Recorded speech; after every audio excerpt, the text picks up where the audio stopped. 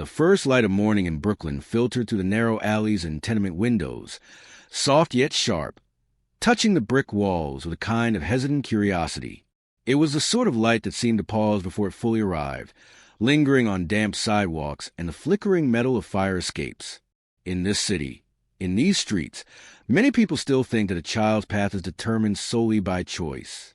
But what does the quiet persistence of circumstance tell us?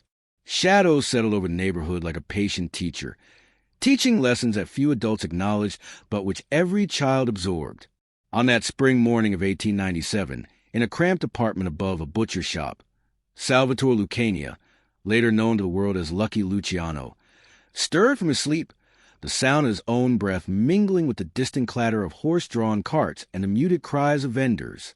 The apartment smelled of bread, damp wool, and the faint tang of iron from the street below. His mother, Rosalia, moved silently across the worn floorboards, carrying a bowl of watered-down coffee, and the scent of frying onions from the kitchen beneath reminded him of the rhythm of domestic life, constant, fragile, and often brittle. His father, a man of quiet temper and meticulous habits, read the morning papers, the ink smudging his fingers slightly as he turned each page. Brooklyn at this time was a tapestry of immigrant lives, tightly packed, vibrant, and constrained. The streets were alive with the chatter of Italian, Yiddish, and Irish accents.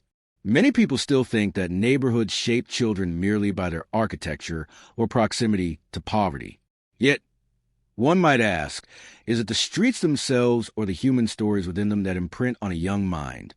Let's anchor this with a historical fact. In 1900, Brooklyn was home to over 1 million residents, the majority living in densely populated tenements. Law enforcement was uneven, often corrupt, and social mobility was a fragile dream for the children of immigrants. Italian families, like the Lucanias, were negotiating survival and identity in a city that valued profit over patience. Economic hardship was omnipresent. Small jobs, odd trades, and relentless manual labor defined daily life.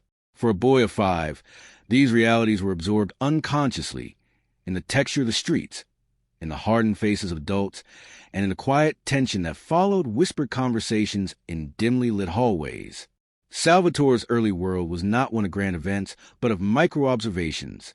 He watched the butcher shop below, noting how the men handled knives with precision, how the weight of authority was carried in the quietest gestures. He noticed the interactions of neighbors, their nods and brief smiles, the subtle dances of trust and avoidance that mark survival.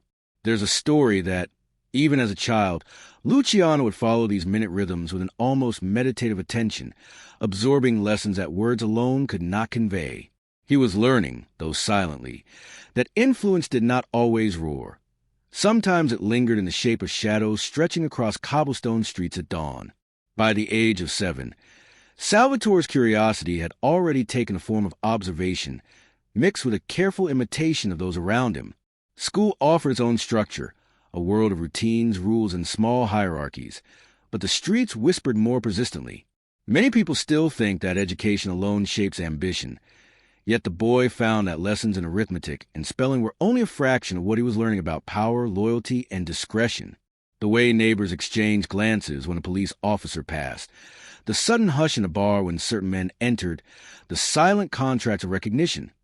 All these patterns impressed upon him a deep, almost philosophical understanding of human behavior. The spring rains came soft and gray, soaking the streets and creating puddles that reflected the stoops and signs above them. The smell of wet asphalt mixed with the faint aroma of coal smoke, an olfactory symphony that reminded any observer of the city's pulse. Young Salvatore walked carefully along these streets, feet splashing in shallow pools, mind cataloging faces and reactions, timing gestures and pauses, as if they were notes in an elaborate composition.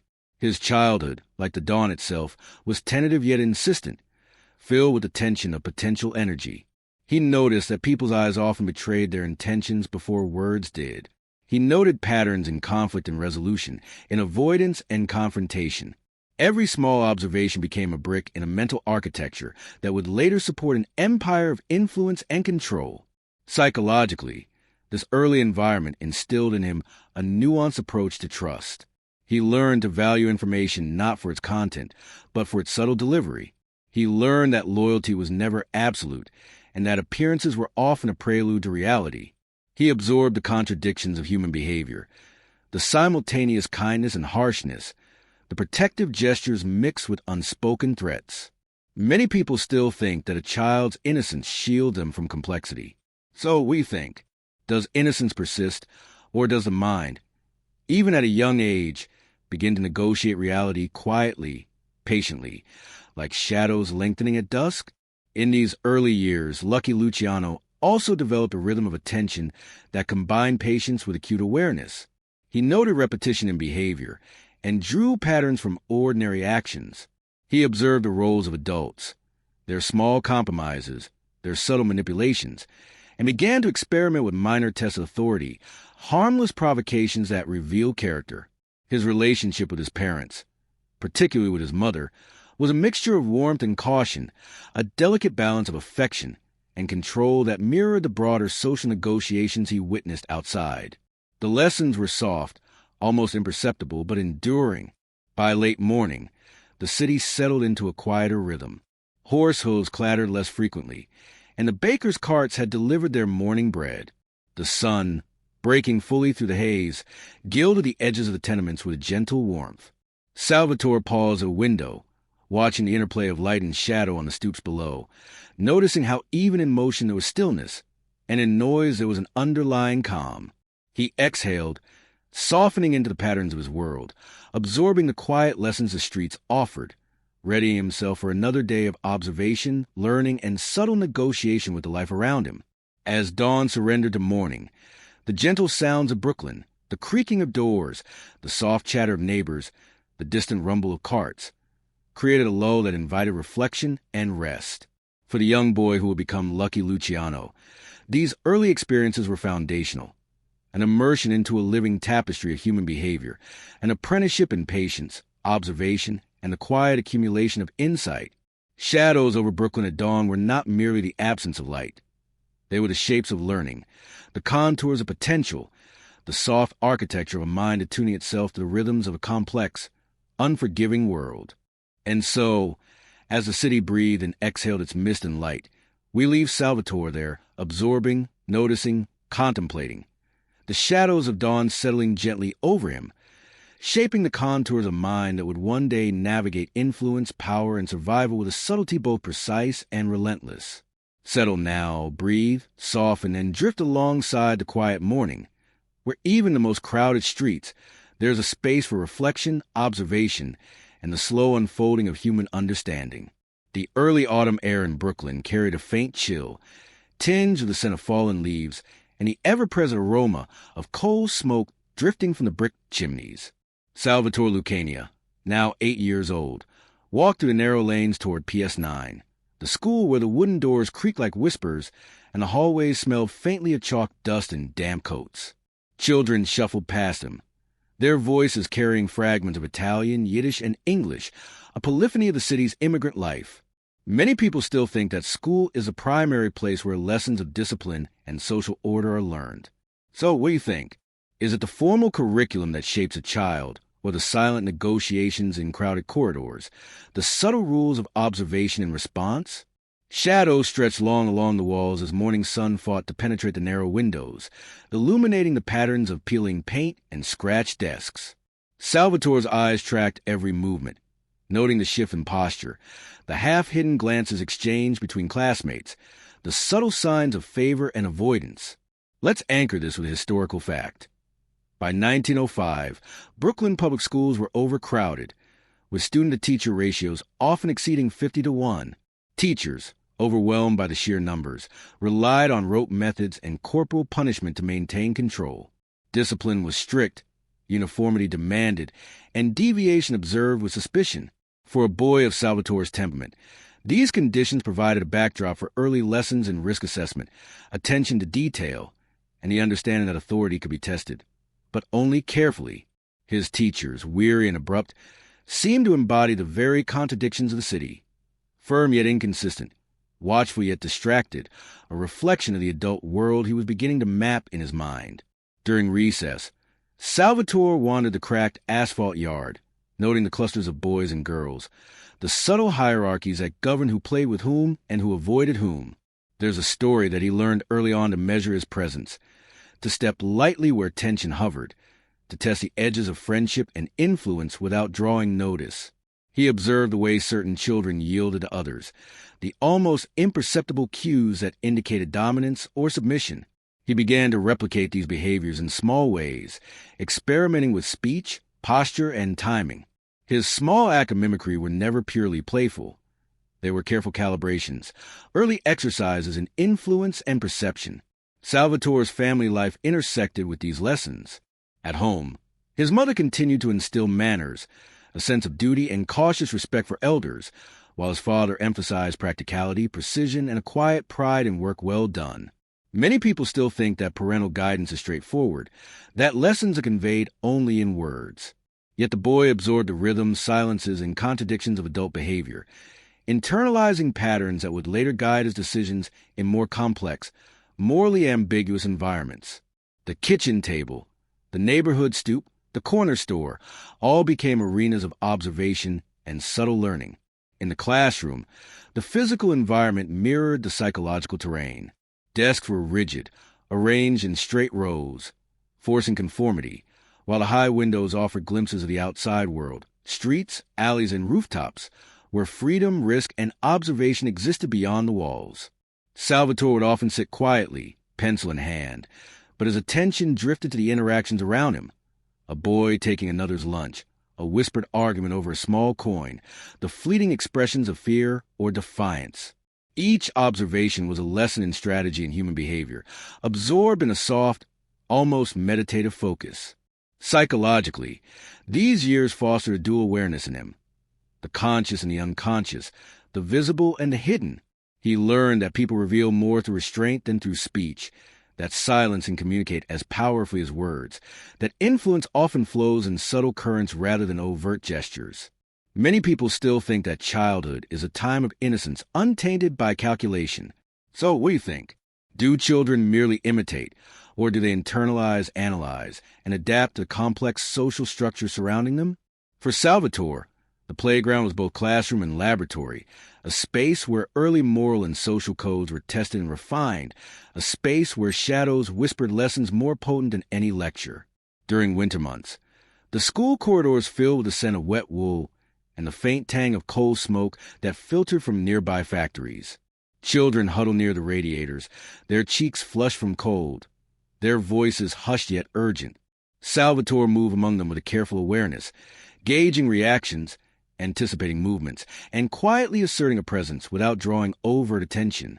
There's a story that he learned to combine observation with small, calculated gestures, sharing a pencil, offering a nod, a subtle smile, that earned trust and compliance in ways adults rarely noticed.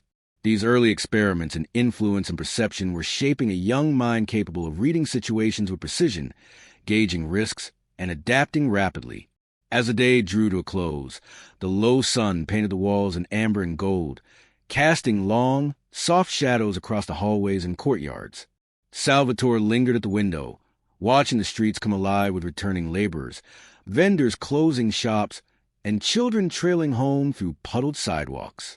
He exhaled, softening into the rhythm of the evening, letting the observations settle quietly in his mind.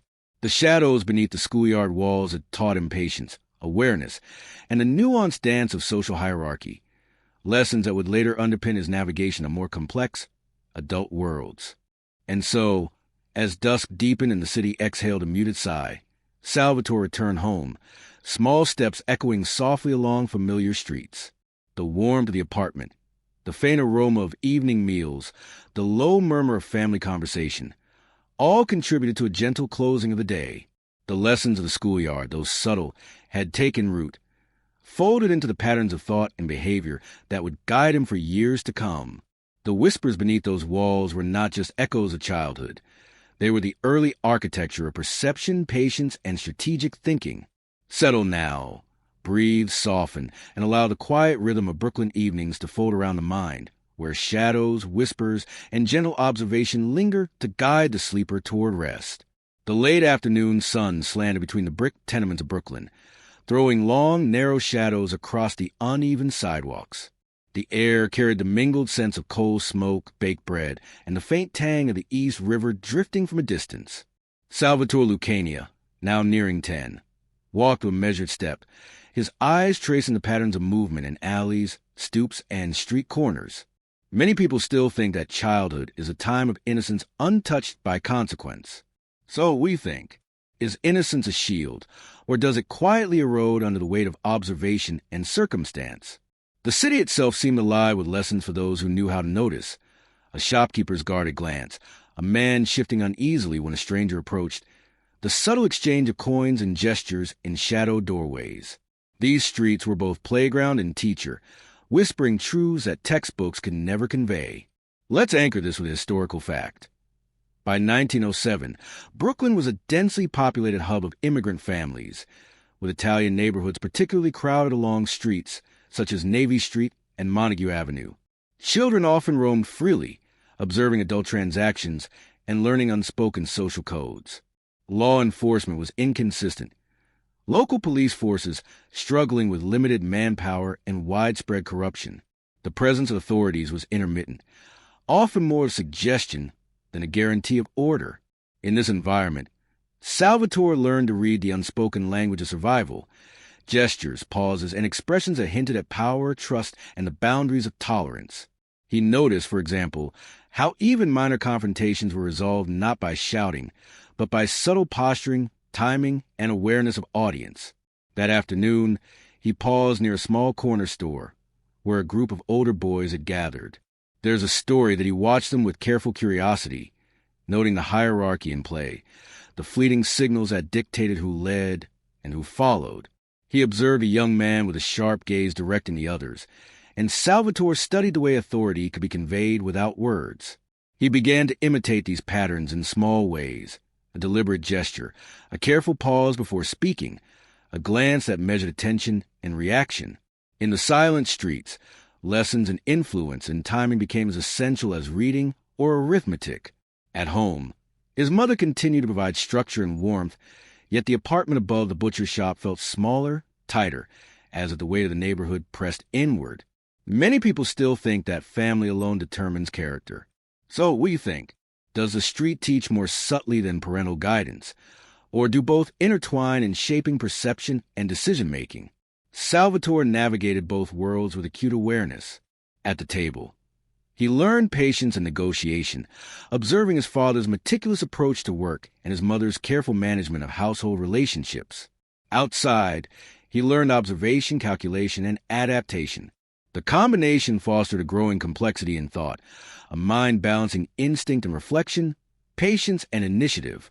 The streets were colder now, as winter approached, carrying the tang of wet asphalt and coal smoke. Salvatore trailed along Navy Street, absorbing the muted rhythm of daily life. There's a story that he began to test boundaries in subtle ways, small acts of defiance, brief trespasses into forbidden corners, calculated movements that elicited reactions from older boys. He learned quickly that action without observation could be costly, while subtle experimentation allowed him to measure responses without exposure. These early engagements, while minor in scale, were formative, exercises in timing, perception, and the delicate balance between risk and caution. Psychologically, this period developed in him a dual consciousness, awareness of the environment and introspection of self.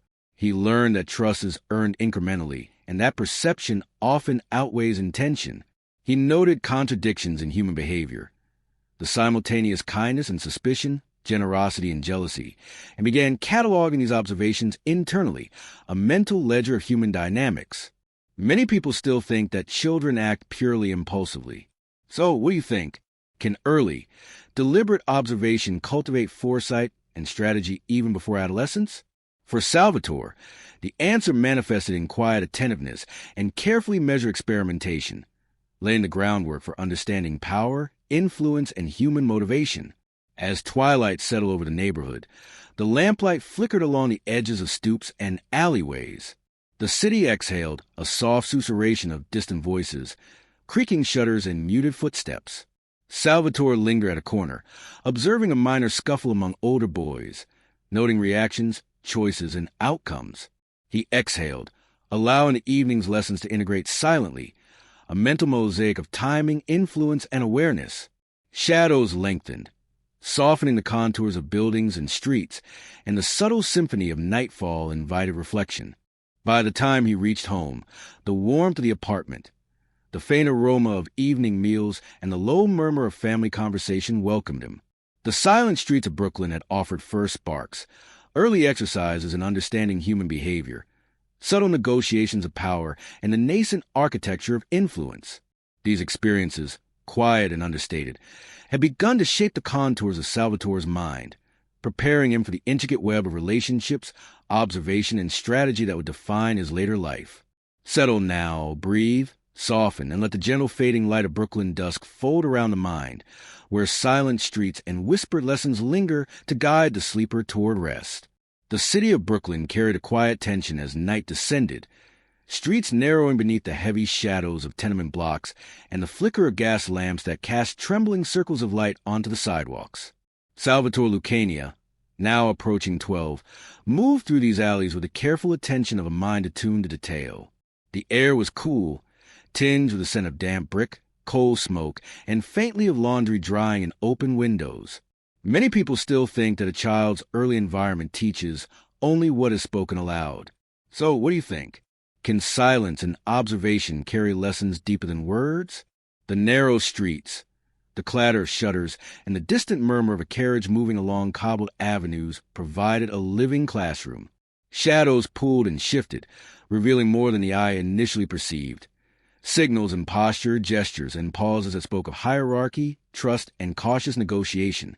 Let's anchor this with a historical fact. By 1909, Brooklyn's Italian neighborhoods were densifying rapidly. Families like the Lucanias lived in close quarters, often above small businesses or shops, and children routinely learned the unspoken rules of social interaction by observation. Law enforcement remained patchy. Corruption was widespread, and community vigilance often replaced official oversight. This combination created a subtle social training ground. Children learned that survival and influence often depended on reading the invisible currents of power in their neighborhoods. Salvatore's movements, his attentiveness to expressions and reactions, were quietly molding him into a perceptive observer, capable of discerning patterns invisible to most. He began to understand that authority could be negotiated, not merely imposed, and that influence often flowed along unspoken channels rather than overt commands. Nights were particularly instructive. The alleys, empty except for the occasional passerby or stray dog, became laboratories for testing observation and initiative. There's a story that Salvatore would shadow older boys, watching how they conducted themselves in the quieter hours, noting how they approached small exchanges, settled disputes, and established informal hierarchies. He experimented with minor interventions, softly redirecting a conversation, offering small gestures that earned trust, and observing the ripple effect of subtle influence. Each night, each shadowed street corner, provided lessons that textbooks could never impart, exercises in judgment, timing, and the careful management of presence. At home, Rosalia continued to enforce routines. Meals punctuated by the sound of cutlery on plates, whisper instructions to younger siblings, and quiet negotiations with her husband over the day's expenditures. Many people still think that discipline alone defines childhood morality. So, what do you think? Does structure imposed from above outweigh the subtle curriculum of streets and observation? Salvatore absorbed both, the warmth and ritual of home life and the meticulous, almost silent education provided by Brooklyn's shadowed streets. He began to understand the duality of trust. It was simultaneously fragile and instrumental, a currency in interactions both familial and social. The winter wind began to seep through cracks in the buildings, carrying the metallic tang of frost and the faint smoke of distant factories. Salvatore learned to read the city in layers, the outer layer of movement and speech, the middle of gestures and expression, and the inner, almost imperceptible, current of intention. There's a story that he took particular note of hesitation, micro-pauses that hinted at fear, calculation, or deceit. He experimented with his own timing and response, learning that even slight adjustments in demeanor could subtly influence outcomes. These exercises, though quiet and unnoticed, shaped a keen strategic sense, an awareness of human behavior that would underpin his future capacity to navigate complex networks of influence. Psychologically, this period nurtured an emerging dual consciousness, awareness of the environment and reflection on self, a mind constantly mapping relationships, potential outcomes, and subtle cues. Salvatore noted the contradictions in adults and peers alike: simultaneous generosity and suspicion, assertiveness mixed with insecurity. Many people still think that children absorb morality only from rules. So, what do you think? Might perception, observation, and early experimentation cultivate a practical understanding of social dynamics, just as vital as formal instruction? For Salvatore, the quiet nights and careful attentiveness cultivated patience, strategic thinking, and the subtle management of interpersonal currents, forming the earliest architecture of influence and foresight. By the time the city had settled into a deeper quiet, the flickering street lamps casting slow-moving shadows across doorways and stoops, Salvatore returned to the apartment above the butcher's shop. The smell of supper mingled with the warmth of home, offering a comforting contrast to the chill of the streets. Shadows had taught in their own language lessons in timing, trust, and perception, while the routine of domestic life offered structure and grounding. The duality of these experiences, home and street, observation and reflection, was molding a young mind capable of measuring consequences and intentions with precision. As he lay in bed, the faint sounds of distant footsteps, the creak of shutters, and the soft sigh of the wind through narrow streets offer a lullaby of subtle lessons. The city exhaled, and Salvatore, exhaling with it, softened into the rhythms of his environment, absorbing the silent curriculum of the streets and the whispered codes of human interaction. In these nights, he was learning the first truths of influence: patience, observation, and the quiet mastery of presence. Settle now, breathe, and allow the gentle Brooklyn night to fold around the mind, where shadows and soft whispers linger to guide the sleeper toward calm and rest. The winter sun in Brooklyn sank low, casting a muted orange glow over the narrow streets, the brick facade softened by frost and the subtle haze of chimney smoke curling into the pale sky. Salvatore Lucania, now 14, moved with measured gait through the familiar alleys, his coat buttoned tightly against the sharp bite of February air. Many people still think that adolescence is merely a time of rebellion or play. So, what do you think? Could it instead be the moment when observation transforms into deliberate learning, when subtle patterns are recognized and tested? The city was alive with quiet instruction. The careful nods of men in doorways, the measured pacing of merchants closing their shops, the hushed conversations carried in curt glances across dimly lit streets. Each movement, each sound, was a lesson in navigation, hierarchy, and timing. Let's anchor this with a historical fact.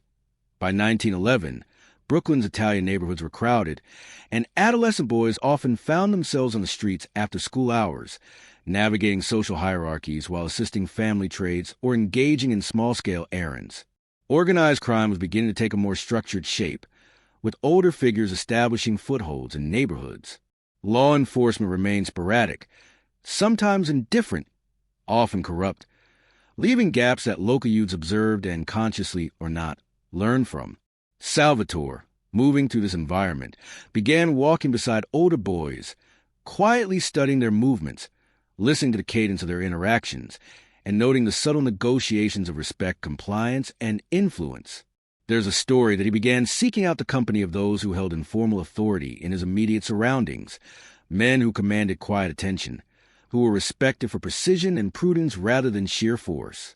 He observed their habits, the way they paused in conversation, measured their words, noted reactions, and kept subtle control over their domains. Small tasks and errands became exercises in observation and discreet participation, delivering messages, observing neighborhood interactions, and occasionally testing boundaries under the careful watch of older figures. Each act, no matter how minor, was recorded and analyzed in his mind. At home, the rhythms of family life continued with steady persistence. His mother managed a household with a quiet authority, instilling routines, while his father emphasized diligence, calculation, and a careful attention to detail. Many people still think that mentoring only occurs through formal instruction. So, what do you think?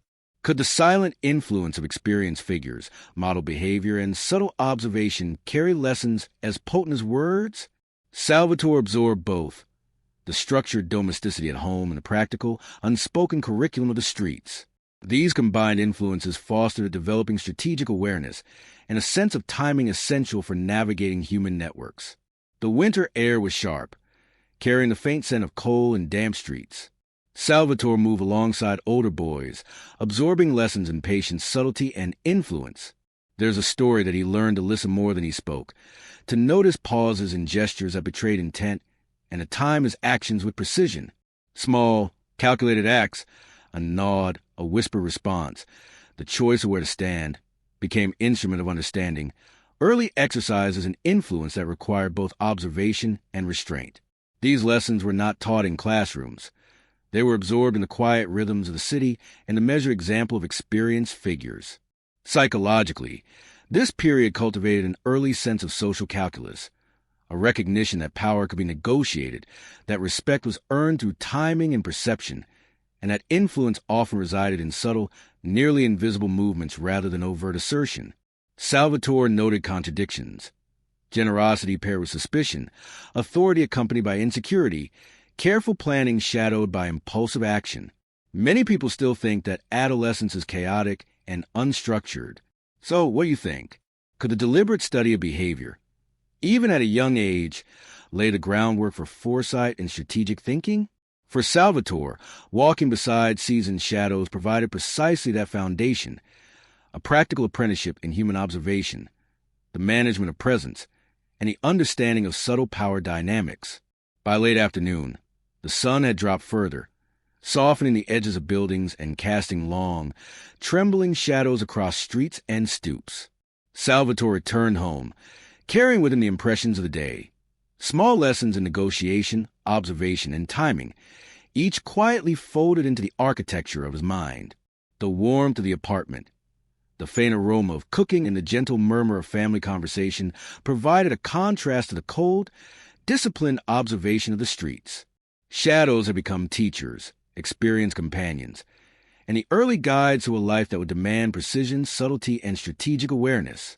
As night descended, the faint creak of shutters and the whisper of wind through narrow alleys offer a lullaby of quiet instruction. Salvatore exhaled, softening into the rhythm of the city and the gentle lessons it offered. Walking beside seasoned shadows was no longer mere mimicry. It was an integration of observation, reflection, and practice. Settle now, breathe, and allow the quiet Brooklyn evening to fold around the mind, where subtle guidance, whispered codes, and the soft cadence of human interaction lingered to encourage calm and rest. The first light of spring in Brooklyn filtered softly through the narrow streets, casting long, delicate beams across worn cobblestones and the familiar brick facades of Salvatore Lucania's neighborhood. He was now 16, and the chill of morning had begun to give way to a tempered warmth, carrying the scent of fresh bread from corner bakeries and the faint tang of coal smoke lingering in the air. Many people still think that achievement at such a young age is merely coincidental, a matter of luck or circumstance. So, what do you think? Could early observation, patience, and careful calculation quietly accumulate into meaningful, tangible successes? Salvatore moved with a quiet confidence, noting the patterns of movement among vendors, neighbors, and older figures, tracking small gestures of acknowledgement and the subtle signals of respect or deference. Let's anchor this with a historical fact.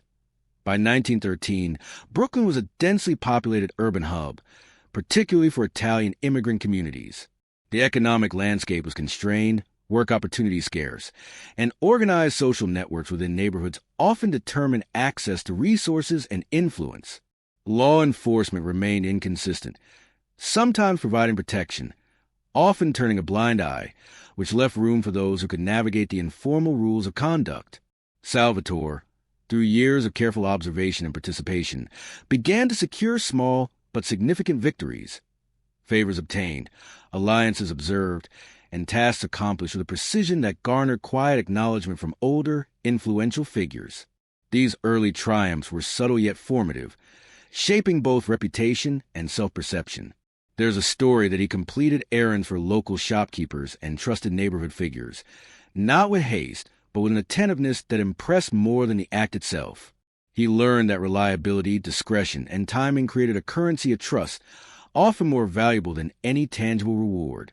Each successful engagement reinforces awareness of cause and effect, of the way influence traveled along unseen lines of loyalty and observation. Many people still think that teenage success is measured only by material gain or overt recognition. So, what do you think? Might it instead be the quiet accumulation of credibility, respect, and the subtle mastery of human interaction that marks early accomplishment? The streets themselves were rich with instruction. Salvatore observed the ebb and flow of small disputes, noting how minor tensions resolved naturally, without overt confrontation, when timing and subtle authority were applied. He began to see patterns.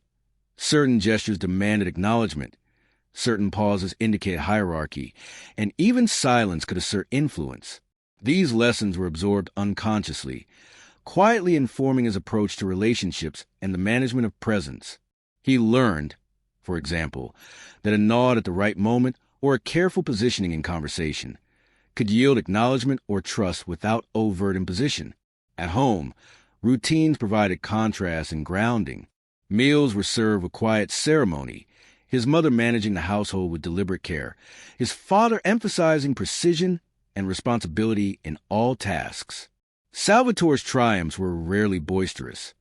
They were measured, reflective, absorbed into the ongoing rhythm of domestic and neighborhood life. Psychologically, this period reinforced an early understanding of balance. Patience tempered with initiative, observation integrated with discrete action, respect earned through consistency rather than assertion.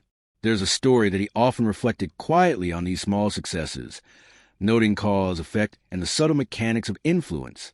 The neighborhood itself, alive with spring energy, carried lessons in motion and stillness. Street vendors arranged their goods with practiced care. Children played under careful supervision, and older figures moved with deliberate gestures, asserting authority without disruption. Many people still think that power is always loud and visible. So, what do you think? Could quiet competence, reliability, and the precise reading of social currents carry authority even in the absence of force or spectacle? Salvatore was learning, day by day, to apply observation and reflection to tangible outcomes, to translate awareness into subtle achievement, and to recognize the interplay between patience, discretion, and influence.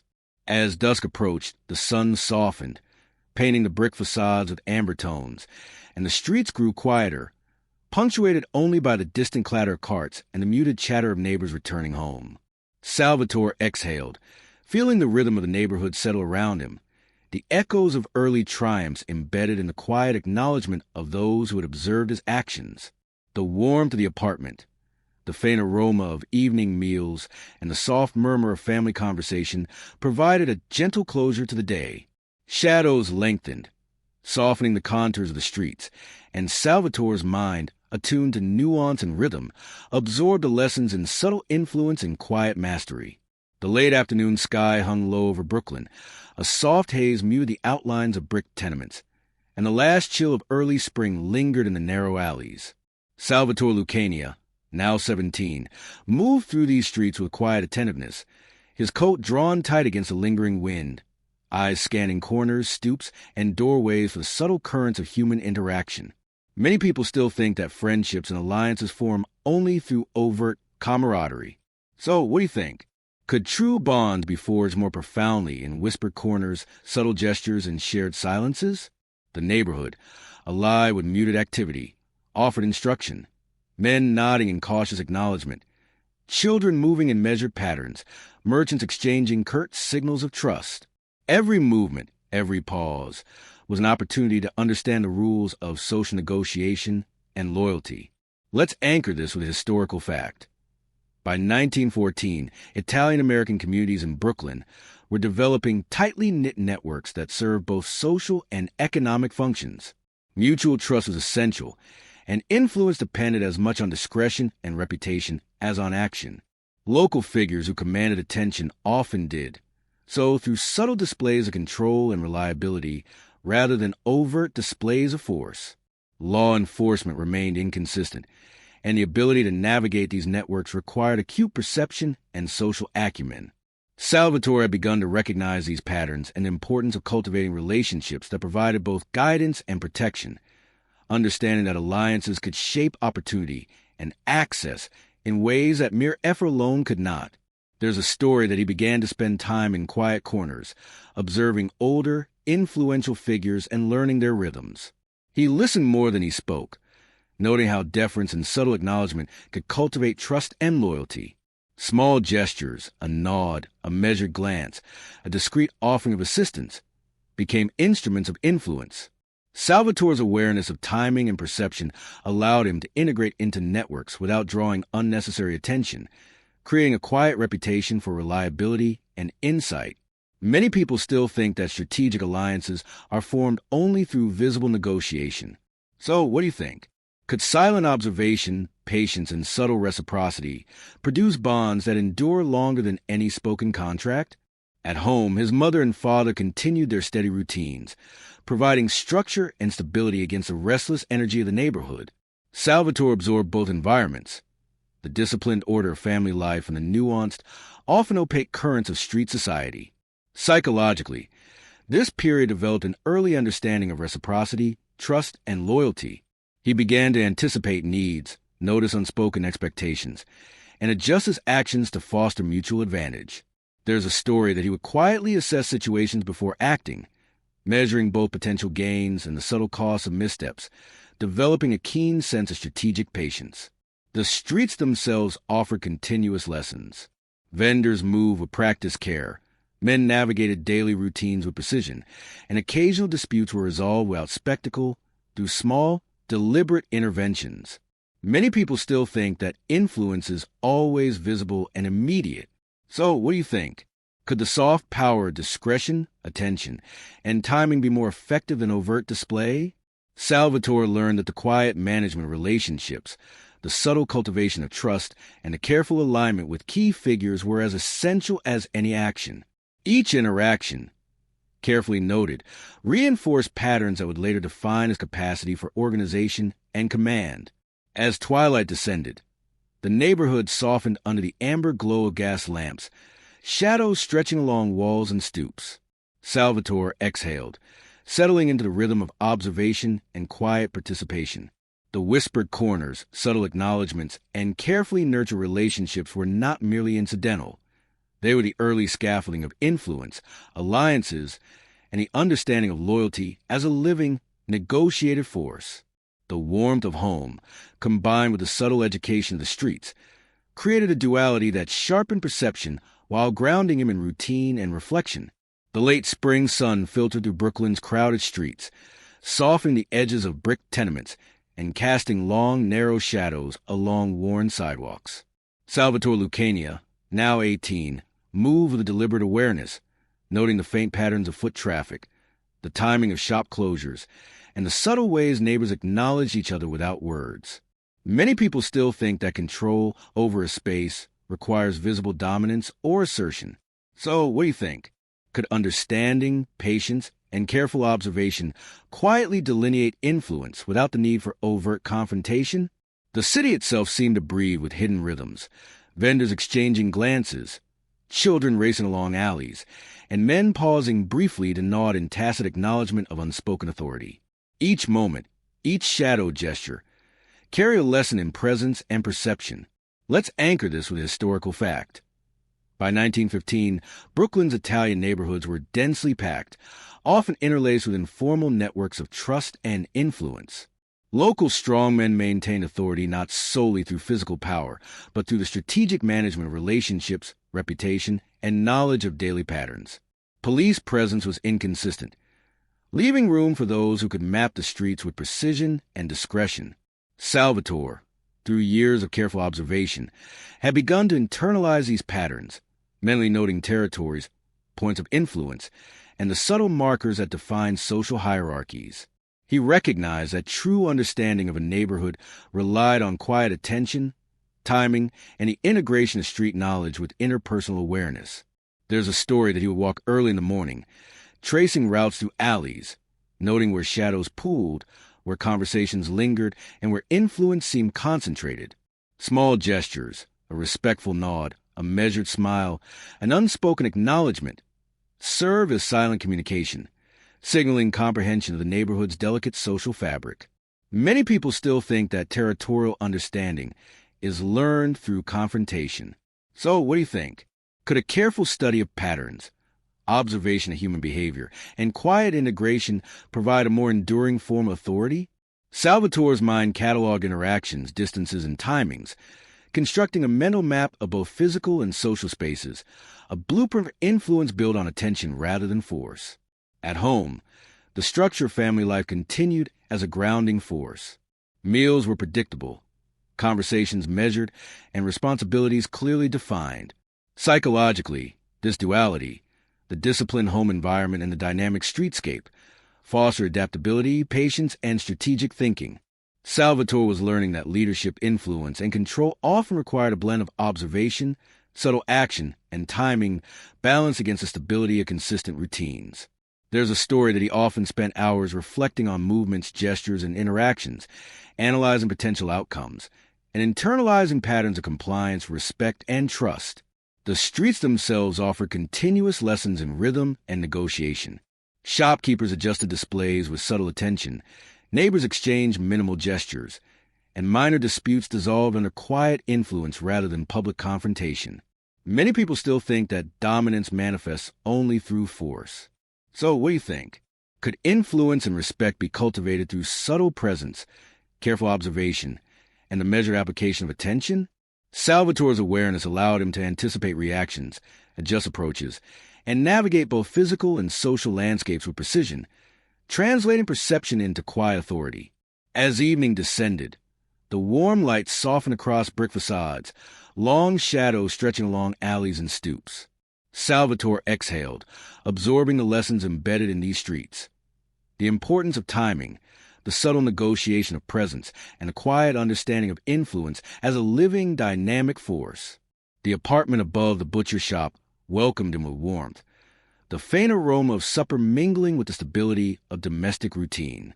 Shadows had become guides, streets a living classroom, and each silent observation a building block of strategic comprehension. The heavy warmth of summer settled over Brooklyn, and the late afternoon sun slanted to the narrow streets, casting elongated shadows across the worn cobblestones and brick facades. Salvatore Lucania, now 19, moved with a quiet deliberation, attuned to the rhythms of the neighborhood he had long observed. Many people still think that loyalty and influence are demanded through command or overt demonstration. So, what do you think? Could allegiance be cultivated more subtly through consistency, observation, and discreet attention to relationships? The city itself murmured with instruction, merchants adjusting wares with unspoken rhythm, neighbors exchanging brief nods of acknowledgement, and men carrying authority without spectacle, their influence woven into gestures, timing, and quiet expectation. Each shadow corner, each whispered glance, offered lessons in human behavior and the architecture of trust. Let's anchor this with a historical fact. By 1916, Brooklyn's Italian-American neighborhoods had begun to develop more structured networks of mutual reliance and loyalty, precursors to the organized circles that would dominate local affairs in the coming decades. Law enforcement remained inconsistent, leaving informal systems of respect and influence to thrive. Salvatore, through careful observation and incremental participation, began establishing a loyal group of peers, those who recognized his reliability, discretion, and attentiveness. These early allegiances were foundational, not forged through spectacle or coercion, but through a careful calibration of trust, timing, and understanding of human dynamics. There's a story that he would spend evenings in quiet meeting spots, observing interactions, and subtly inserting himself into trusted circles. Small acts, a discreet favor, an attentive listening ear, a carefully timed word, signaled his awareness and reliability. Many people still think that leadership or authority is displayed through loud actions or confrontation. So, what do you think? Could quiet competence, careful observation, and subtle reciprocity establish deeper and more enduring loyalty? Salvatore's efforts were deliberate yet unobtrusive. He cultivated relationships that acknowledged both the independence of others and the stability of his presence, creating bonds that were resilient, measured, and quietly influential. At home, the rhythm of family life continued to provide grounding. Meals, conversation, and domestic routine offer a predictable anchor against the dynamic and unpredictable currents of the streets. Psychologically, this dual environment, Structured domesticity and fluid street dynamics sharpened Salvatore's capacity for strategic patience, careful observation, and nuanced social interaction. There's a story that he would reflect on the alignment between influence and loyalty, noting which actions fostered genuine trust and which left gaps or tensions. He began to appreciate that allegiance was rarely instantaneous. It was cultivated incrementally, like the careful layering of bricks and foundation, each gesture and decision reinforcing the structure beneath. The streets themselves were rich with subtle instruction.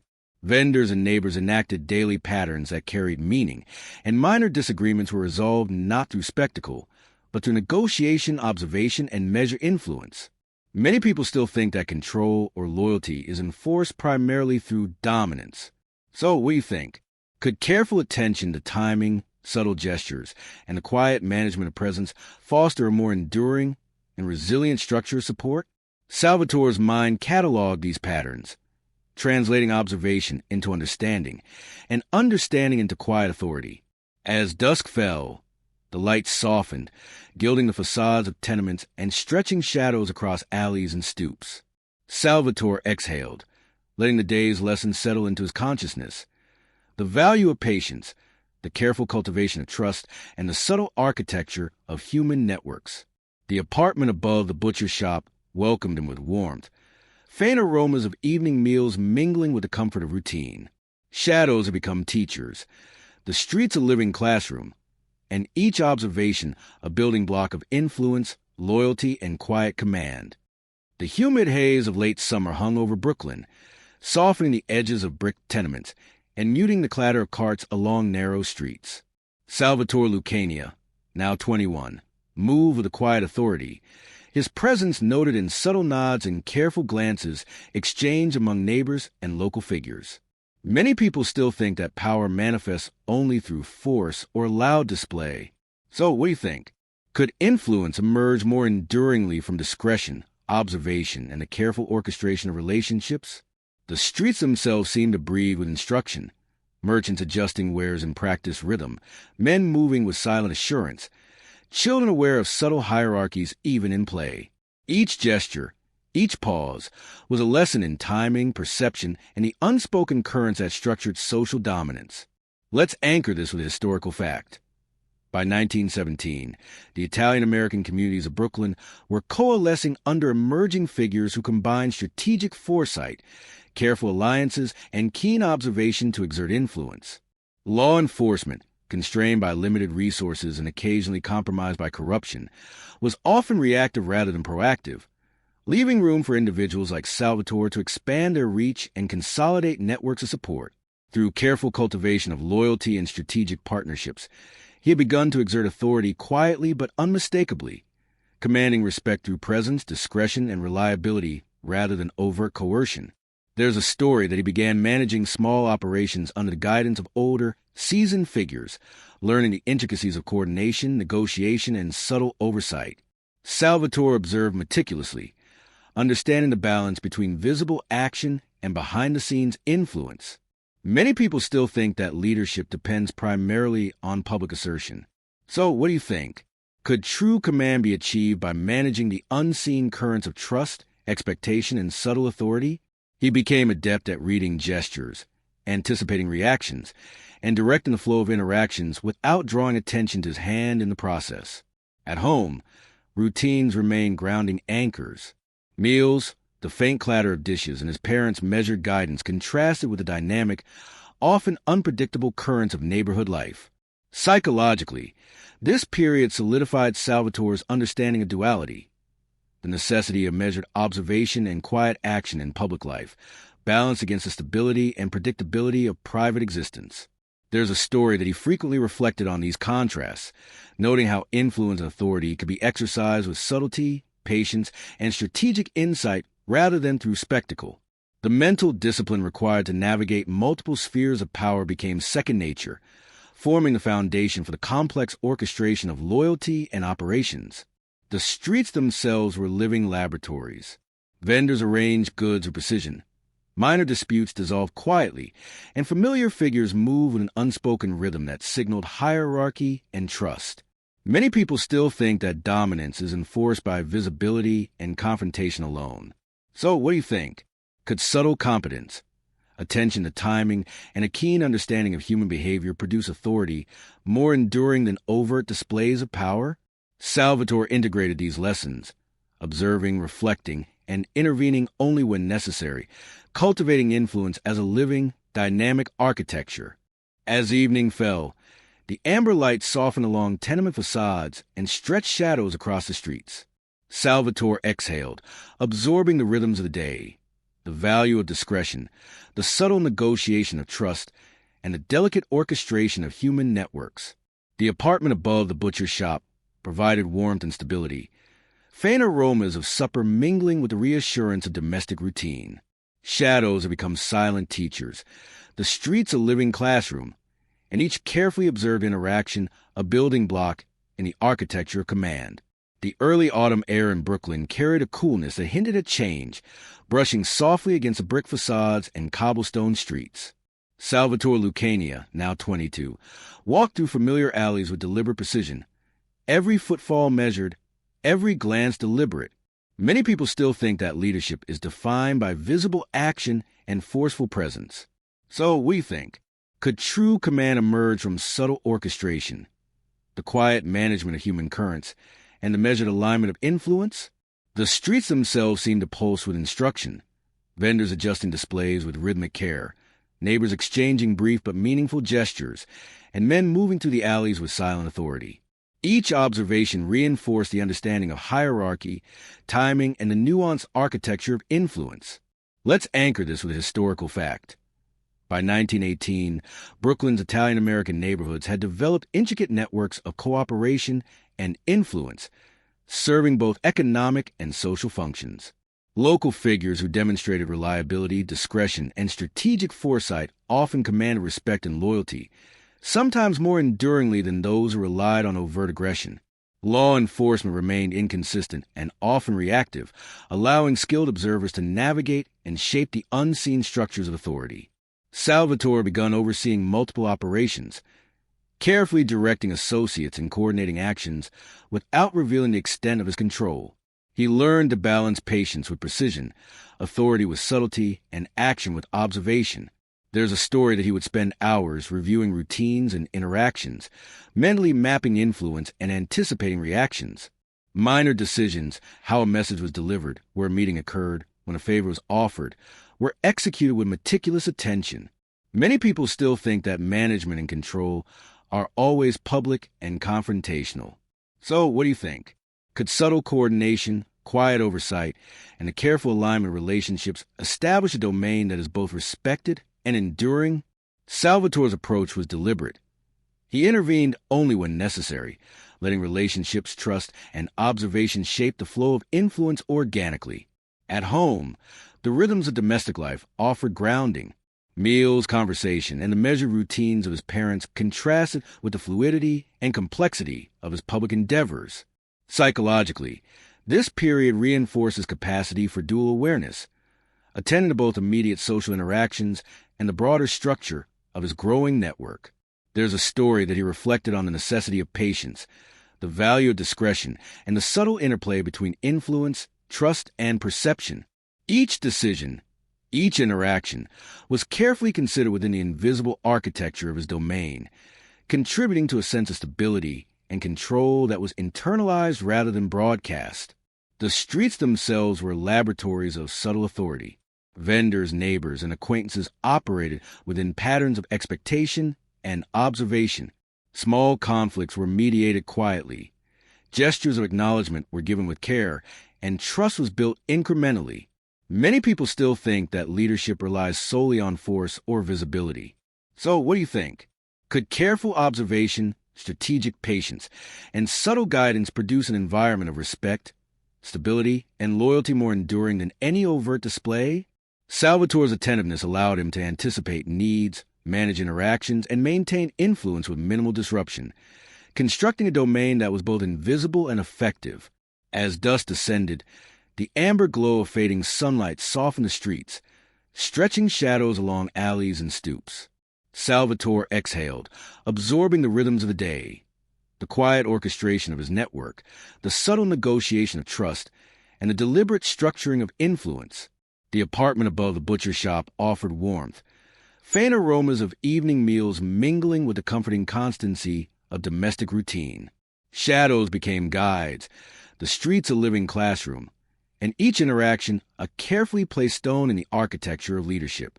The chill of late autumn drifted through Brooklyn's narrow streets, brushing against brick facades and cobblestone alleys with a quiet insistence. Salvatore Lucania, now 23, moved with deliberate care, senses attuned to the faintest irregularity. A hurried glance, an unusual hesitation, the subtle misalignment of routine. Many people still think that mistrust emerges suddenly, like a storm breaking over calm waters. So, what do you think?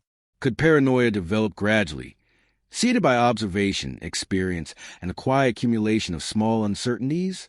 The city itself seemed alive with instruction, vendors' nods slightly delayed, neighbors' greetings more measured, and familiar figures shifting with cautious rhythm.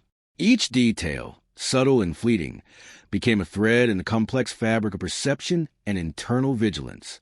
Let's anchor this with historical fact. By 1919, Brooklyn's Italian-American networks were expanding in both scope and complexity, and internal disputes among rising figures were frequent yet often unseen. Law enforcement remained uneven and occasionally compromised, leaving ambitious operators to manage both external threats and internal dynamics largely on their own. Salvatore, ascending steadily, became increasingly aware of the fragility of loyalty, recognizing that even subtle misalignments could escalate into betrayal or compromise. He learned to anticipate hesitation, read concealed intentions, and prepare for contingencies without exposing vulnerability. There's a story that he began noting minor inconsistencies among associates, slight delays, ambiguous words, subtle shift in behavior, and weighing their significance carefully. Many people still think that suspicion is always loud, marked by confrontation or accusation. So, what do you think? Could quiet, persistent attention to patterns of behavior cultivate a self-protective vigilance that shapes both strategy and decision-making? Salvatore's growing awareness of unseen currents, of potential fissures and alliances, reinforced the importance of measured oversight, subtle influence, and careful timing. Each interaction became both opportunity and test, each gesture carrying potential consequence, shaping his psychological landscape with persistent caution. At home, the measured rhythms of domestic life contrasted with the escalating tension of external networks. Meals, conversation, and routine provided both grounding and reflection, moments in which he could observe himself as well as others. Psychologically, this period fostered acute self-awareness, recognition of fear, anticipation of betrayal, and the balancing of trust against prudence. There's a story that he would quietly reflect on interactions from the day, noting subtle deviations, preparing mental responses, and refining both strategy and perception. The interplay between observation and internal analysis became second nature, sharpening instincts and reinforcing the careful orchestration of influence and control. The streets themselves offered continuous lessons in vigilance. Minor disputes were resolved with minimal noise, gestures of recognition were precise, and patterns of behavior carried hidden signals. Many people still think that internal tension is always loud or confrontational. So, what do you think? Could the accumulation of quiet uncertainties, observed carefully and interpreted subtly, produce a sustained psychological vigilance that guides action more effectively than any overt display? Salvatore's attentiveness to subtle signals allowed him to anticipate challenges, manage relationships, and maintain stability even as the currents of loyalty and trust shifted unpredictably. As dusk deepened, amber lights softened into long shadows stretching along alleys and stoops. Salvatore exhaled, absorbing the lessons of the day, the value of vigilance, the subtle recognition of uncertainty, and the deliberate cultivation of cautious foresight.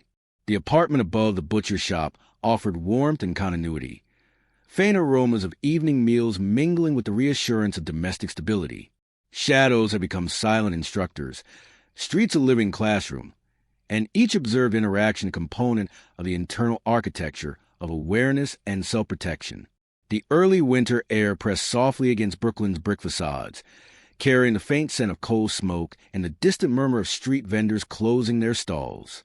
Salvatore Lucania, now 24, moved with an assured calm, each step deliberate, each glance measured, navigating a neighborhood that seemed to pulse with invisible currents. Many people still think that power is always visible, manifesting through loud assertion or spectacle. So, what do you think? Could authority exist quietly, maintained through observation, strategic alignment, and a careful orchestration of relationships? The streets themselves offered instruction, gestures noted and returned, pauses in conversation laden with meaning, and familiar figures moving in measured patterns of recognition and deference.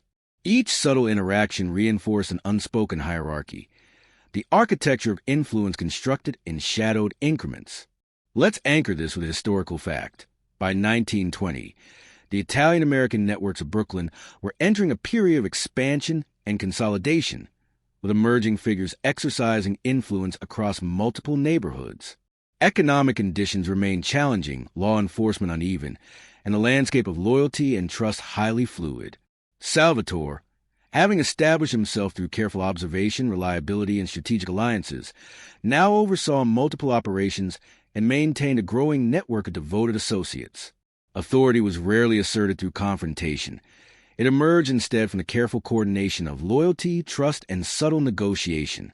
There's a story that he would spend evenings reviewing arrangements, considering each individual's reliability, timing interventions, and ensuring that alliances remained aligned with both strategy and discretion. Many people still think that leadership is demonstrated through direct action or visible control. So, what do you think? Could influence and command be sustained through attention to detail, the management of relationships, and the quiet orchestration of human behavior?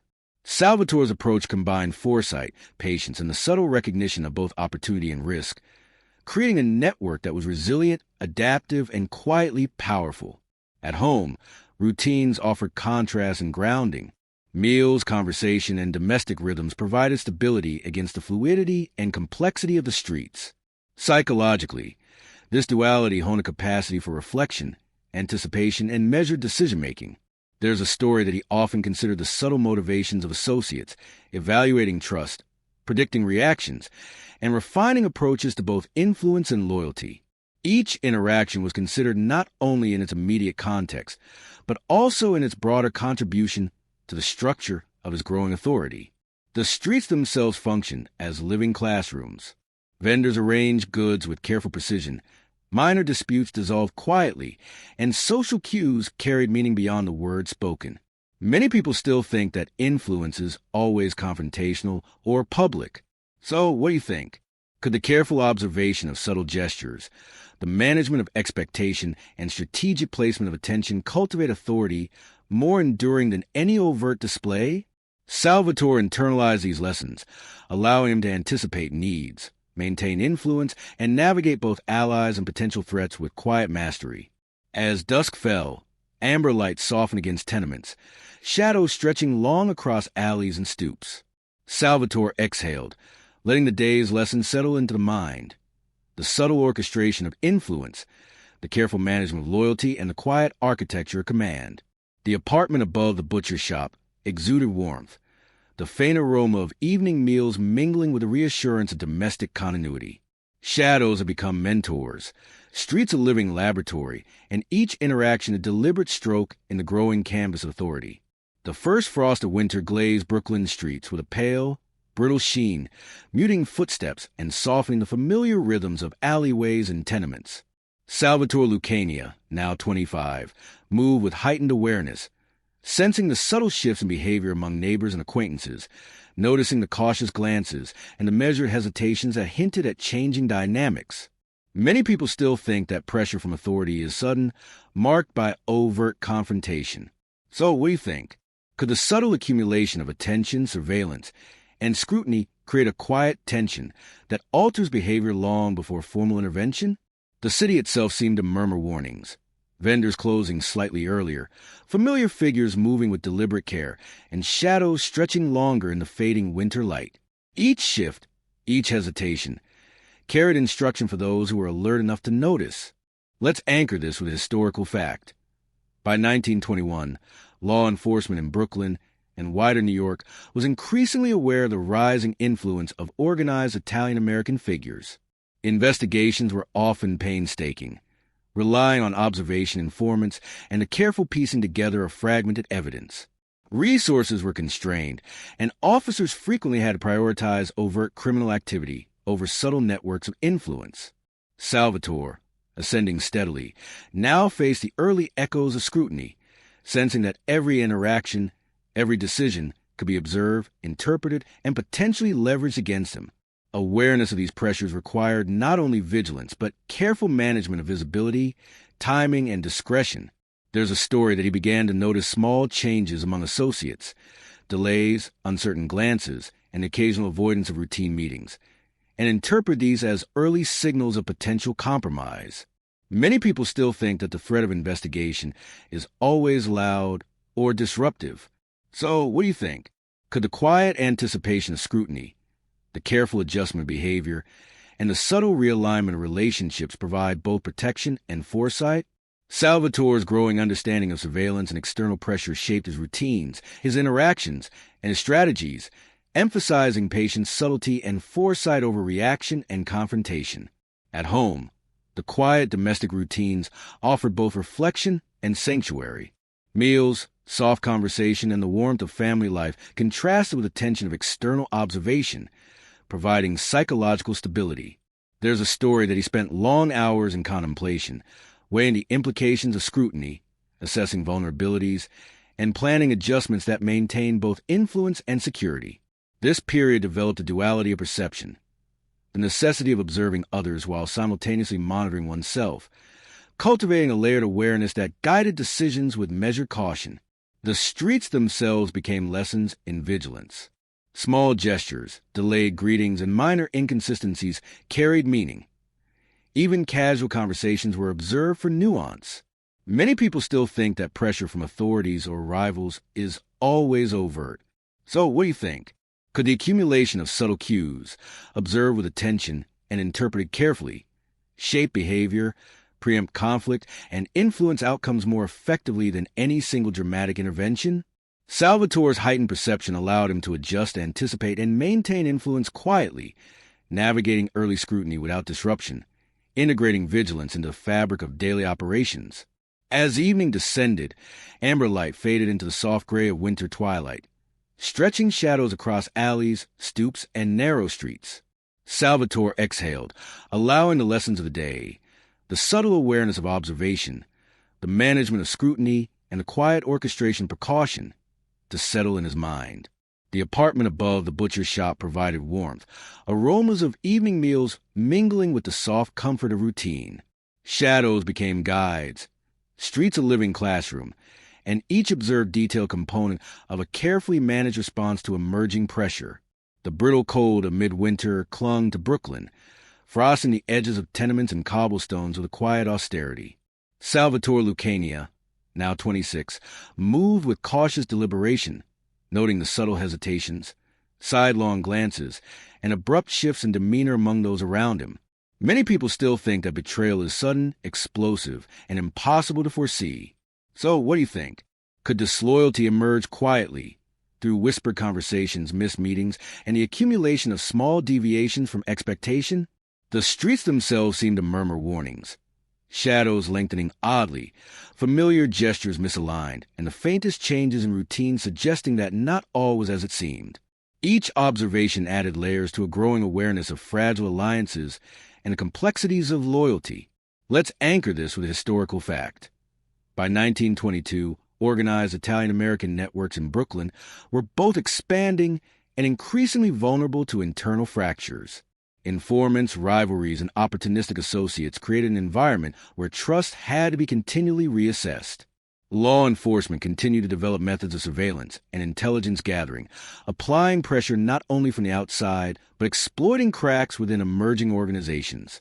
Salvatore, attuned to these dynamics, had to navigate both ambition and treachery, learning that influence required not only careful orchestration, but also a constant evaluation of loyalty and reliability. There's a story that he noticed subtle anomalies among trusted associates. Conversations avoided, meetings delayed, and slight evasions that suggested shifting intentions. Many people still think that betrayal announces itself with dramatic confrontation. So, what do you think? Could careful observation, attentiveness to nuance, and preemptive adjustment allow one to recognize disloyalty before it becomes destructive? Salvatore internalized these lessons, approaching relationships with measured caution, verifying trust through repeated interaction, and subtly restructuring networks to ensure continuity and stability. At home, the measured patterns of domestic life provided grounding against the mounting tension outside. Meals, conversation, and routine offered both comfort and a mirror for reflection. Psychologically, this period reinforced Salvatore's acute awareness of human motivation, the contradictions between spoken loyalty and unspoken intent, the interplay of ambition, fear, and self-interest. There's a story that he would quietly reflect on each interaction, weighing intention against action, and developing an internal map of trust that guided decisions, mitigated risk, and preserved influence. The streets themselves became silent instructors. Vendors' gestures, neighbors' greetings, and the subtle choreography of daily life carried hidden meaning. Many people still think that threats from within are always loud and unmistakable. So, what do you think? Could betrayal be most dangerous precisely because it is quiet, concealed within ordinary patterns, and emerging incrementally?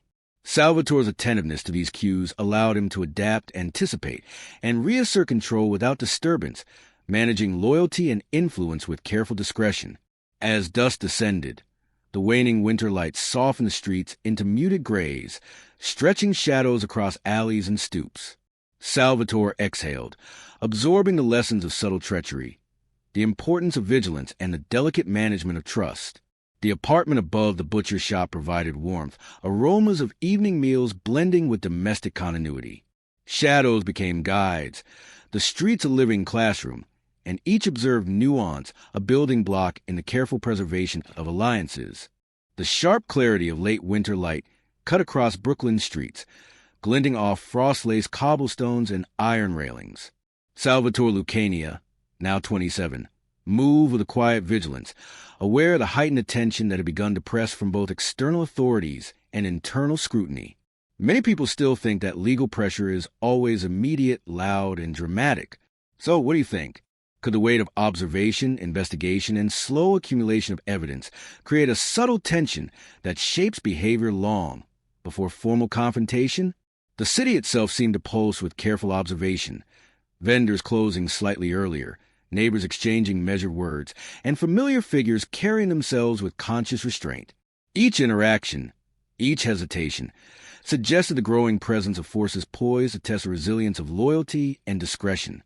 Let's anchor this with a historical fact. By 1923, law enforcement in Brooklyn and across New York was intensifying investigative techniques aimed at organized Italian-American networks. Surveillance, informants, and pieced-together intelligence created an environment where careful navigation was essential. Salvatore's influence, once exercised largely through discretion and observation, now faced the scrutiny of both legal apparatus and emerging internal fractures. Success required not only strategic foresight, but also meticulous attention to reputation, timing, and relational alignment. There's a story that he began attending meetings with heightened caution, weighing every word, every gesture, and observing the smallest discrepancies in demeanor. Many people still think that courtroom and investigative pressure always erupts violently or visibly. So, what do you think? Could the quiet, pervasive tension of looming legal challenge alter behavior, sharpen strategy, and demand subtle adaptation? Salvatore's approach was measured. He monitored associates, adjusted routines, and refined the internal structure of his operations, maintaining influence while minimizing exposure. The psychological burden of potential betrayal and legal challenge demanded constant vigilance, patience, and nuanced decision-making. At home, domestic routines provided continuity and a safe harbor. Meals, soft conversation, and the warmth of family spaces offer reflection and recalibration. Psychologically, this period emphasized the duality of public scrutiny and private grounding. There's a story that he would review the day's interactions in careful contemplation, noting discrepancies, recalibrating trust, and mentally rehearsing responses to potential pressure. Each encounter became an exercise in observation, each word and gesture evaluated for both immediate and long-term significance, reinforcing a capacity for strategic foresight. The streets themselves became classrooms of subtle instruction. Vendors, neighbors, and acquaintances communicated volumes through minimal gestures. Even the quietest interactions contained potential signals of loyalty or caution. Many people still think that the lessons of legal pressure are dramatic and visible. So what do you think? Could the careful attention to nuance, observation of patterns, and anticipation of consequences provide an enduring advantage over reactive response? Salvatore internalized these lessons, using observation to guide decisions, preserve loyalty, and maintain influence without attracting unnecessary attention. As dusk fell, amber light softened into the muted grays of approaching evening, shadows stretching long across alleys and stoops. Salvatore exhaled, allowing the day's reflections, the subtle management of observation, trust, and external pressure, to settle into consciousness.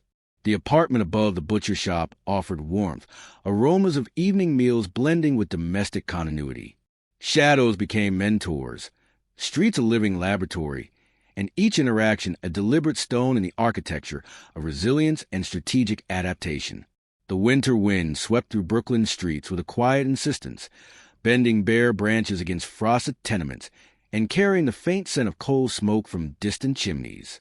Salvatore Lucania, now 28, moved with subdued determination, aware of the culmination of pressures both from law enforcement and the fragile loyalties that shaped his world.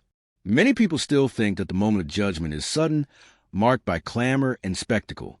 So what do you think?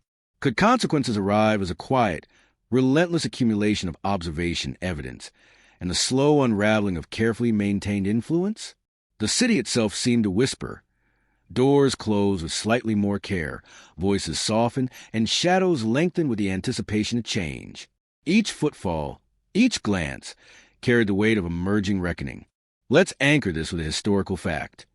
By 1924, law enforcement persistence in prosecuting rising figures within Brooklyn's Italian-American networks had intensified, employing structured investigations, witness testimony, and strategic observation. Trials were elaborate, requiring meticulous presentation of evidence and careful negotiation of legal nuance. Salvatore, having built a network of subtle authority and careful alliances, now faced a tangible manifestation of legal scrutiny. Influence, cultivated over years, was measured against the procedural weight of law, and the delicate balance between loyalty and vulnerability became sharply apparent. There's a story that he approached the courtroom in formal proceedings with measured composure, observing behaviors, noting gestures, and listening to pauses in speech as carefully as he had once monitored the streets. Many people still think that legal reckoning is only external, but so, what do you think? Could internalized preparation, observation, and reflection allow one to navigate formal judgment with steadiness, even when outcomes hang uncertain? Salvatore's strategies relied not on confrontation or defiance, but on patience, understanding, and a quiet adaptation to the rhythm of proceedings. He recognized that influence and survival depended on nuanced comprehension of both human behavior and institutional mechanics. At home, the residual warmth of domestic routine provided psychological refuge. Meals, soft conversation, and familiar patterns of evening life contrasted with the tension of trials and scrutiny, offering grounding and calm. Psychologically, this period emphasized reflection, strategic awareness, and measured control over emotional response.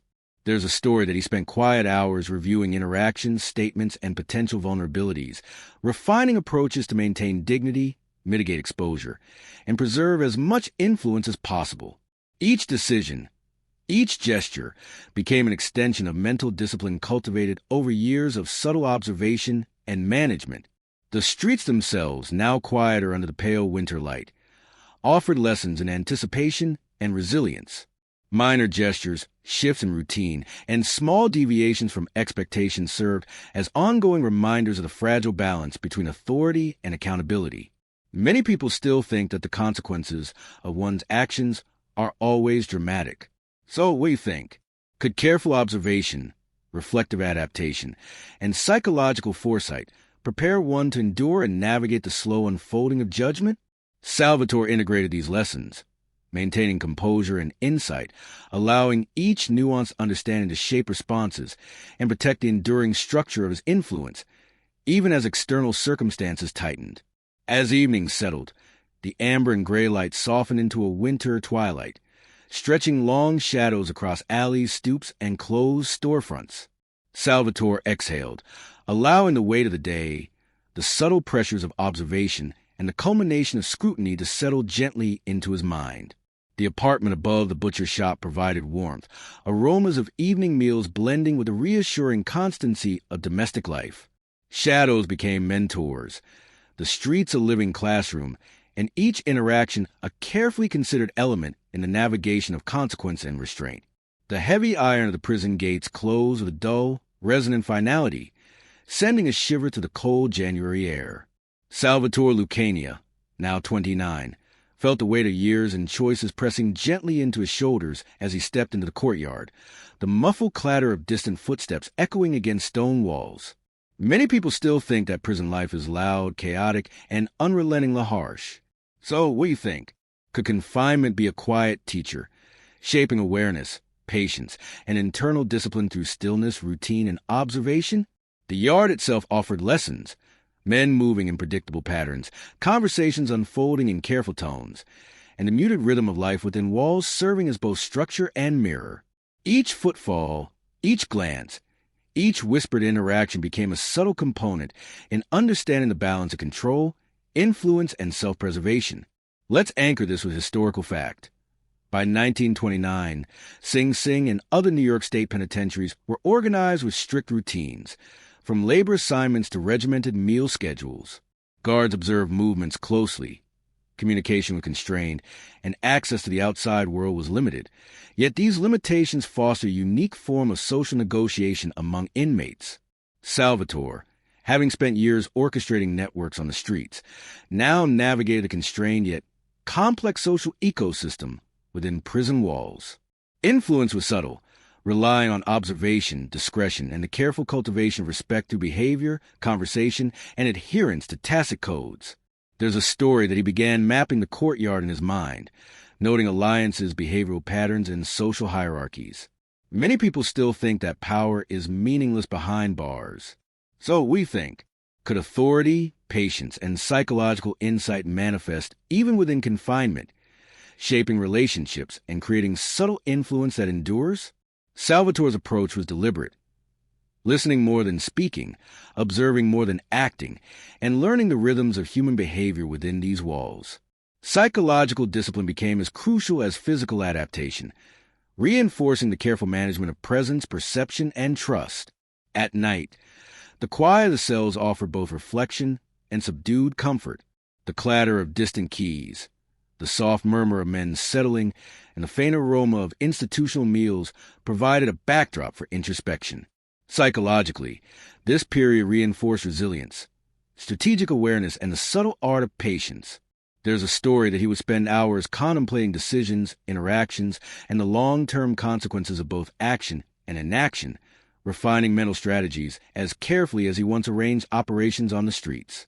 Each thought, each observation, each silent interaction contributed to the quiet mastery of adaptation and endurance. The routines of the prison itself became teachers.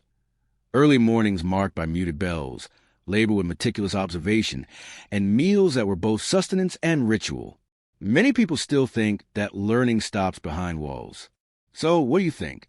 Could careful attention to detail, deliberate patience, and measured reflection cultivate insight, influence, and internal authority even under confinement? Salvatore internalized these lessons, using observation and adaptation to navigate relationships, anticipate needs, and subtly shape the rhythm of communal life, maintaining dignity and influence quietly, without overt assertion.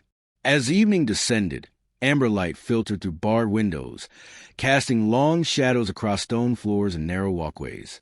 Salvatore exhaled, letting the day's reflections, the subtle management of relationships, observation behavior, and cultivation of mental resilience settle gently into consciousness. The courtyard stillness became a canvas, the patterns of human behavior a silent guide, and the architecture of confinement a structure for introspection and quiet mastery. The late afternoon sun filtered weakly through the high, barred windows, casting elongated shadows across the cold stone floors of the prison. Salvatore Lucania, now in his early 50s, moved slowly through the narrow corridors, each step measured, each breath deliberate. Many people still think that age behind bars merely diminishes vitality. So, what do you think? Could the passage of time deepen awareness, reflection, and a quieter understanding of influence and consequence? The corridors themselves seem to exhale history.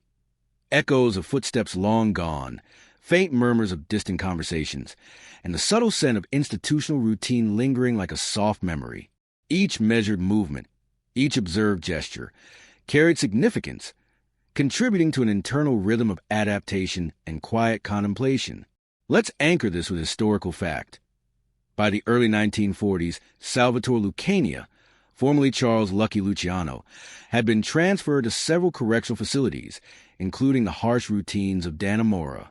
Prison administration had become more regimented, yet opportunities for strategic social observation remained, as inmates navigated hierarchical structures within constrained environments. Salvatore, now older, applied the same meticulous attention to human behavior that had once guided his ascent on Brooklyn streets. Influence and authority persisted quietly, expressed through respect, subtle negotiation, and measured interaction rather than overt assertion. There's a story that he would watch younger inmates, noting patterns of ambition, caution, and trust, often guiding them through silent gestures and quiet interventions. Many people still think that aging diminishes insight or capability. So, what do you think? Could decades of experience, reflection, and observation foster a deeper, almost serene understanding of human dynamics, even within confinement? Salvatore's approach became one of mentorship, careful evaluation, and patient influence, shaping the internal culture of his surroundings without drawing attention. Psychological discipline, cultivated over decades, reinforced resilience, foresight, and almost meditative understanding of loyalty, fear, and ambition. The small routines of prison life, meals, chores, and confined social interactions, became both anchor and canvas for reflection. Psychologically, this period emphasized patience, strategic adaptation, and the acceptance of limits. There's a story that he would spend hours quietly considering past decisions, their outcomes, and the lessons embedded within each choice, revisiting the intricate architecture of influence he had built and maintaining mental acuity despite confinement. Each interaction, however subtle, was both a mirror and a test, allowing him to preserve dignity, awareness, and quiet authority. Evening brought the softened amber glow of lamps, illuminating the stone corridors and casting gentle shadows that shifted with the passage of time. Many people still think that life behind bars is purely restrictive and bleak. So, what do you think? Could the gradual slowing of physical movement and the elongation of observation foster reflective, almost philosophical understanding of both self and society? Salvatore internalized these rhythms, translating them into calm reflection, deliberate awareness, and a patient understanding of human nature. The first light of dawn slipped weakly through the high prison windows, painting thin streaks of gold across the cold stone floor. Salvatore Lucania, now in the final years of his life, felt the weight of decades settle gently upon his shoulders, each memory a muted echo within the silent corridors. Many people still think that legacies are loud, celebrated, or immortalized in monuments. So, what do you think? Could influence and remembrance exist quietly, through the subtle marks left on others, the lives shaped, and the networks forged long ago? The prison walls exhaled history, a soft witness to endurance, reflection, and the careful navigation of human ambition. Each step, each pause, each measured breath was a meditation on both the life lived and the impact quietly sustained. Let's anchor this with a historical fact. By the early 1960s, Luciano had been released from prison on the condition of deportation, living the remainder of his years in Naples. His influence on organized crime, the codification of rules among criminal networks, and the structure of strategic alliances persisted long after his absence from Brooklyn streets. Even separated from the neighborhoods he once commanded, his methodologies and philosophies were transmitted through associates, reshaping the environment he had once directly navigated. History remembers him not only for actions, but for the enduring frameworks he created. There's a story that even in exile, he remained attentive to developments within the networks he had built, providing guidance through letters and trusted intermediaries. Many people still think that absence erases authority. So we think, Could the careful transmission of knowledge, observation, and instruction sustain influence beyond physical presence? Salvatore's legacy was quiet but profound, built upon patience, foresight, and a deliberate cultivation of trust and procedural order that outlasted his immediate visibility. Psychologically, this period emphasized reflection, humility, and the soft power of enduring structures rather than the dramatic assertion of dominance. In Naples, life moved differently. The scent of the sea mingled with city smoke, narrow streets hummed with gentle activity, and the rhythms of daily life offered a contrast to decades of structured observation behind bars. Psychologically, these years provided the opportunity to reconcile past choices, reflect on human nature, and observe the consequences of influence carried forward. There's a story that he often walked along quiet streets at dusk, observing the ebb and flow of life, considering patterns of loyalty, ambition, and human desire, much as he had once done in Brooklyn, now tempered by years of reflection and age. The lessons of power, trust, and human behavior have become internalized, expressed in calm observation rather than overt action. Many people still think that legacies are built only in youth, through dramatic feats. So, what do you think? Could the quiet, sustained application of insight, careful cultivation of relationships, and deliberate thought shape worlds even after direct engagement ceases? Salvatore embodied this principle, his influence resonating through the structures he had shaped, guiding behavior and decisions with an almost invisible hand. As evening fell, the Naples skyline softened beneath the descending twilight, shadows stretching across narrow alleyways, rooftops, and quiet piazzas. Salvatore exhaled, letting the weight of years, the reflections on influence, and the enduring resonance of decisions settle gently into consciousness. Life had become a study in observation, patience, and the enduring architecture of human interaction. The soft hum of distant activity, the gentle lapping of water against the harbor, and the shifting shadows of twilight provided a serene backdrop for reflection, introspection, and a gradual release of tension. By nightfall, the city murmured in muted rhythm. Distant footsteps, shutters closing, and the gentle sigh of evening wind through narrow streets. Salvatore lay in repose, the patterns of influence, reflection, and enduring legacy folding quietly into consciousness. Settle now, breathe, soften, and allow the gentle cadence of Naples' evenings, the quiet weight of accumulated wisdom, and the soft embrace of shadowed streets to fold around the mind, encouraging calm reflection and restful sleep.